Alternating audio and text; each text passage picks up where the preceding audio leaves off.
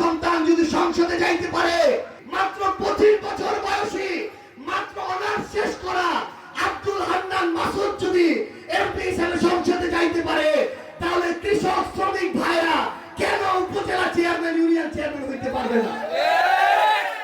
প্রশাসনকে আমরা বিগত 16 বছর ধরে দলীয় প্রশাসন হিসেবে পেয়েছি। শেখ হাসিনা এই কাজটা করার কারণে তার যেটা পরিণতি, বাংলার ইতিহাসের 800 বছরে এই শেখ হাসিনা ছাড়া কেউ আর এভাবে ভয়ে দেশ ছেড়ে পালায় যায় নাই। পালায় যাওয়ার 2 দিন আগেও শেখ হাসিনা বলছিল শেখ হাসিনা পালায় না, কিন্তু মহান সৃষ্টিকর্তা বলতে তো একজন আছে।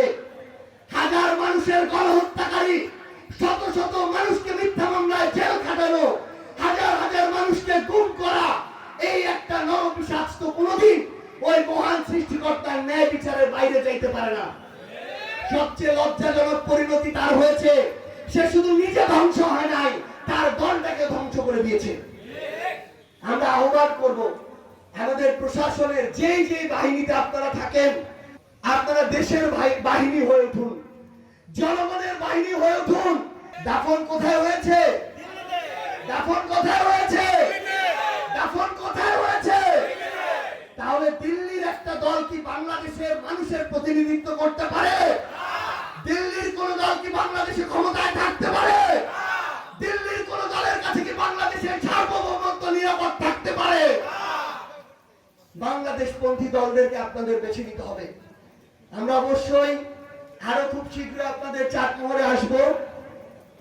আমাদের এই পাবনা জেলার আহ্বায়ক হিসেবে খুব সহজ সরল একজন মানুষ, আপনাদের চাটমোহরে লম্বায় প্রায় আমার 1.5 গুণ, আমাদের লেবু ভাই, ওনাকে 2 ভাবে আপনারা চিনতে পারবেন খুব সহজে, চেনার কোনো সমস্যা নাই। এক হচ্ছে পুরো চাটমোহরে যে কয়েকজন লম্বা লোক আছে তার মধ্যে উনি একজন। 2 নম্বর হচ্ছে এমন একটা নাম যে নাম ভুলে যাওয়ার কোনো সম্ভাবনা নাই। আমাদের ভাইয়ের নাম কি? উপজেলা চেয়ারম্যান ভাইয়ের নাম কি? এই উপজেলার শাপলাকড়ির কান্ডারি আমাদের পৌর মেয়র ভাইয়ের নাম কি? উপজেলা না, পৌর মেয়র হিসেবে লেবু ভাইয়ের নাম মনে থাকবে তো?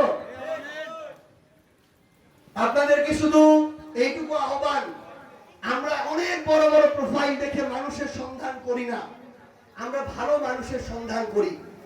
ভালো মানুষ হওয়া, ন্যায় বিচারক হওয়া, ইনসাফ প্রতিষ্ঠা করতে পারার চেয়ে বড় যোগ্যতা আর হইতে পারে না। বড় বড় প্রোফাইলের অনেক মানুষ দেখছি, এক একটা বড় বড় চাঁদাবাজ, লুটপাটকারী, ক্ষমতার অপব্যবহারকারী আর ক্ষমতার দালাল, এর বাইরে কিছু দেখি নাই। এই জন্য আপনাদেরকে আহ্বান করব, আজকে আমাদের সংসদে হাসনাত আব্দুল্লাহ গেছে না? হাসনাত আব্দুল্লাহর বাবা কি ছিল? একজন রাজমিস্ত্রি ছিল।